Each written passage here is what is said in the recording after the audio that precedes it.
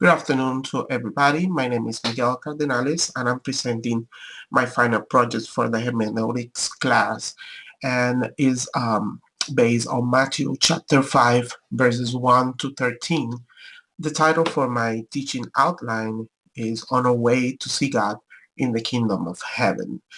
And I use as a thesis statement that the purity of the heart determines who can see God, taking as a base text, Matthew 5:8, blessed are the pure in heart, for they shall see God. And 2 points that I have to make here is talking about the pure in heart and shall see God. And the main idea that I use here is that to see God, the person must have a pure heart. And there is couple statements that Jesus made in his teaching on Matthew 5 about the condition of the person and how it can be resolved. And the first one have to do with the emotions or feelings.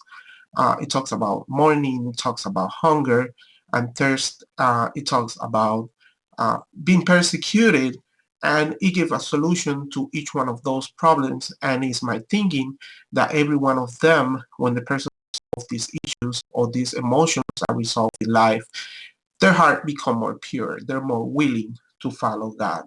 The second idea or minor idea that I present here is that to have a pure heart depends on the character of the person and is based on the verse 3 when it talks about the poor of the spirit and that they will see the kingdom of heaven. And I want to point out here that this is the first time Jesus himself present the kingdom of heaven to his disciples. He present a new kingdom from where he comes and is presented to the disciples. Um, Another part is another main idea that I present in this project is that seeing God is a blessing for those with a pure heart. And if you look at my thesis, it says that the purity of the heart determine who can see God.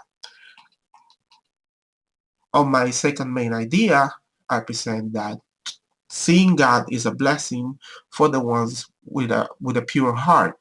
And verse 8, the second part says, shall see God. And I want to point out here that that's a future. It don't have nothing to do with the actual life of the person. It's something that will happen in the future. It's a futuristic expression to the people that follows God. Using logos, we can see all the verbal ideas. We go to he points out the word see God. And this is very important because he's not talking about it's going to happen now in the life of the person. He talks about it's going to happen in the future. And that is important for us.